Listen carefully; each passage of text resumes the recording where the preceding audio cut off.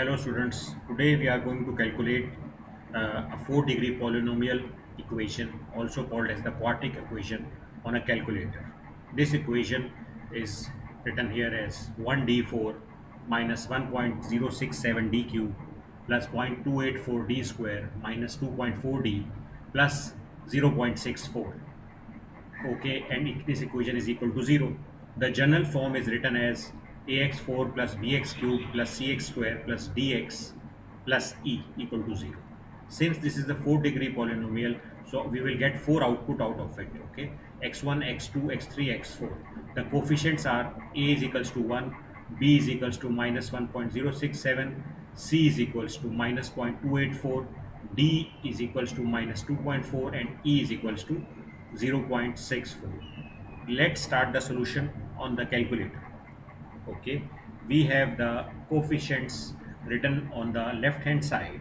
So first of all, what we will do is we will go to the mode, and once we go to the mode, then we will go to the equations and we will write the equation as 5. You can see when we write it, we have all the different equations, and we will go down and we have one quadratic, two cubic, and 3 is the quartic equation. So I will press 3. Once when I press 3, now I have to enter the coefficients.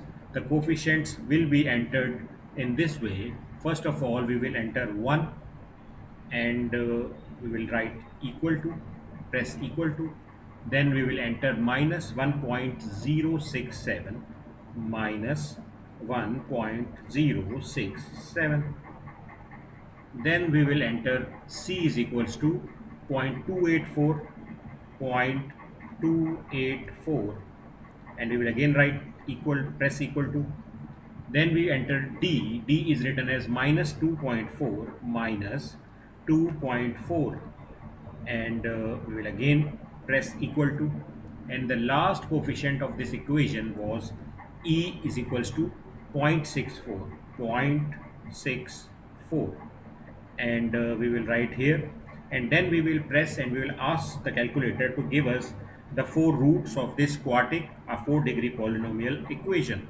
And let's see what are our specific roots that are coming.